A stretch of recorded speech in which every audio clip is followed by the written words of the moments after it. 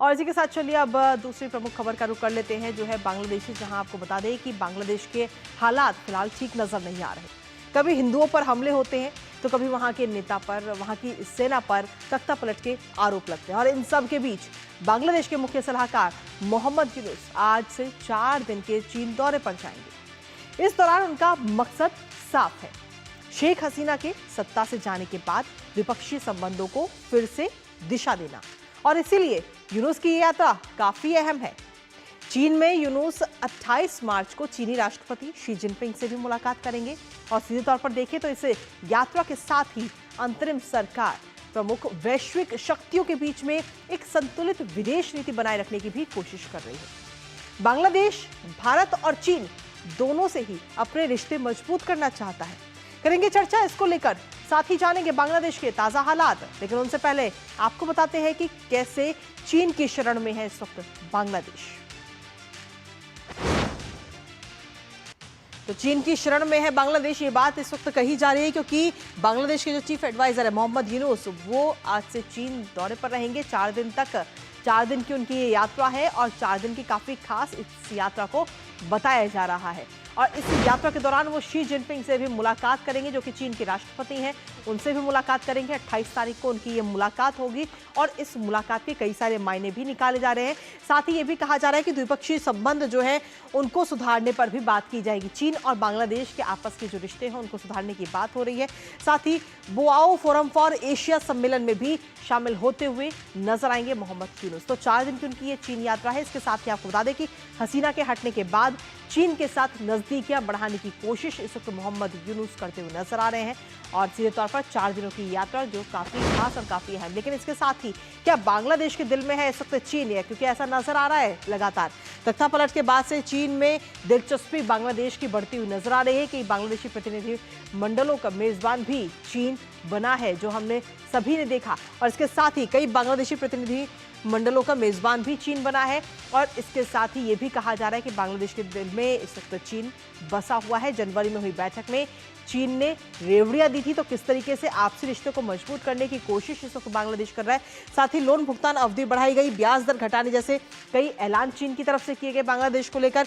वित्तीय और बुनियादी ढांचे की भी मदद की गई चीन की तरफ से, क्योंकि जो हालात खराब हुए थे उन हालातों को तमाम सुधारने के लिए। तख्ता पलट के बाद से चीन भी लगातार बांग्लादेश में दिलचस्पी ले रहा है। इसके साथ ही आर्मी चीफ की बैठक से भी यूनुस कहीं ना कहीं घबराए हैं, क्योंकि हाल ही में सेना प्रमुख और छात्र नेताओं के बीच में ये अहम बैठक हुई। और इस बैठक के बाद तख्ता पलट की जो अटकलें हैं वो काफी तेज हो गई हैं।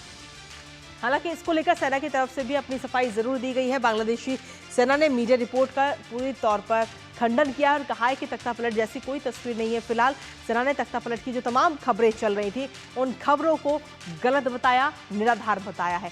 लेकिन इसके साथ ही अगर हम देखें तो अंतरिम सरकार प्रमुख मोहम्मद यूनुस की तरफ से भी बयान दिया गया। और ऐसे में अब बांग्लादेश के जो हालात हैं वो हालात भी खराब है, लेकिन इसके साथ ही वो विदेशी स्तर पर भी अपनी बातचीत को मजबूत करने की कोशिश लगातार मोहम्मद यूनुस करते हुए नजर आ रहे हैं। भारत के साथ भी रिश्ते सुधार रहे हैं, लेकिन वहीं चीन के साथ भी। हमारे साथ में हमारे सहयोगी नवल सिंह परमार इस वक्त जुड़ रहे हैं फोन लाइन पर, सीधा उन्हीं का रुख करेंगे।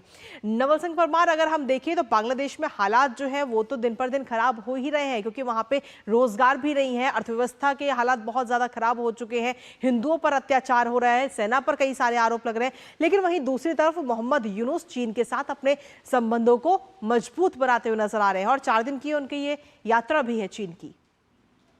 जी, कुल मिला के देखा जाए तो बांग्लादेश के सामने अभी काफी चुनौतियां हैं, जिसमें सबसे बड़ी चुनौती है लॉ एंड ऑर्डर का सिचुएशन।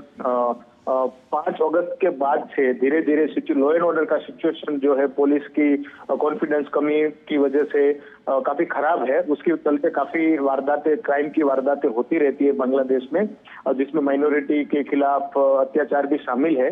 उसके अलावा दूसरी बड़ी चुनौती बांग्लादेश के सामने जो है वो आर्थिक चुनौती है। बांग्लादेश ने पहले भी शेख हसीना के समय में भी काफी लोन ले रखा है, विदेशी लोन ले रखा है, उसमें बड़ा हिस्सा चाइना का है। तो आर्थिक स्थिति जब आप 5 अगस्त के बाद पॉलिटिकल इंस्टेबिलिटी की वजह से जो फॉरेन इन्वेस्टमेंट जो बांग्लादेश में जो आ रहा था कम ही आ रहा था, वो फॉरेन इन्वेस्टमेंट में बहुत मतलब ऑलमोस्ट स्टॉप हो गया है। इसी स्थिति में जब बांग्लादेश का बड़ा जो उनका जो इकोनॉमिक के जो बड़े पिलर है वो है RMG sector, readymade garment sector का एक्सपोर्ट, और दूसरा रेमिटेंस, उसके ऊपर बांग्लादेश का इकोनॉमी टिका हुआ है। लेकिन जब अगर लॉ एंड ऑर्डर सिचुएशन और पॉलिटिकल इंस्टेबिलिटी और फॉरेन इन्वेस्टमेंट नहीं रहेगा तो उसके चलते बांग्लादेश का जो आर्थिक स्थिति है खराब है। तो उसको निपटने के लिए कहीं ना कहीं जो चाइना का जो लोन है उसमें पहले भी बांग्लादेश ने काफी रिक्वेस्ट किया था कि उनका टर्म बढ़ाया जाए, ब्याज दर में कमी की जाए और उनको और सस्ती लोन मुहैया किया जाए। तो एक तो उनका यूनुस का जो चाइना विजिट है उसका मेन एम है लोन के रिगार्डिंग, और लोन का जो प्रेशर है बांग्लादेश के इकोनॉमी के ऊपर लोन रिपेमेंट का, उसको हल्का करने का है। दूसरा foreign investment, particularly manufacturing sector जो है बांग्लादेश में सस्ता लेबर होने की वजह से कहीं ना कहीं उनका प्रयास है कि चाइना यहाँ पे मैन्युफैक्चरिंग सेक्टर में इन्वेस्टमेंट करे। हालांकि जो सिचुएशन है पॉलिटिकल इंस्टेबिलिटी और लॉ एंड ऑर्डर का, उसके चलते कोई भी विदेशी ताकत जो है, विदेशी कोई भी फॉरेन कंट्री जो बांग्लादेश में इन्वेस्ट करने की स्थिति में अभी नहीं होगा। तीसरा जो है मेडिकल क्षेत्र में बांग्लादेश में काफी जो टर्सरी मेडिकल फैसिलिटी है उसमें बहुत ही उसको जो डिमांड सप्लाई का काफी लंबा गैप है और बहुत ही महंगा है।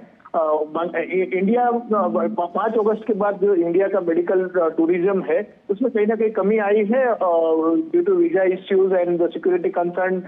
लेकिन चाइना ने ऑफर किया कि उसका यूनान प्रोविंस से वहां का कुनमिंग सिटी में कुछ हॉस्पिटल्स जो है बांग्लादेश के पेशेंट के लिए एयरमार्क किया जाए।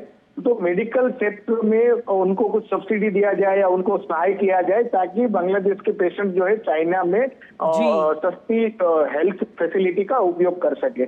कुल मिला के 3-4 जो बिंदु है जो यूनुस की चाइना विजिट का अहम पार्ट रहेगा। फिलहाल देखना अब ये होगा कि उनकी ये जो 4 दिन की यात्रा है ये कितनी सफल साबित होती है बांग्लादेश के लिए। फिलहाल बहुत बहुत शुक्रिया नवल सिंह परमार तमाम जानकारी हमारे साथ साझा करने के लिए। और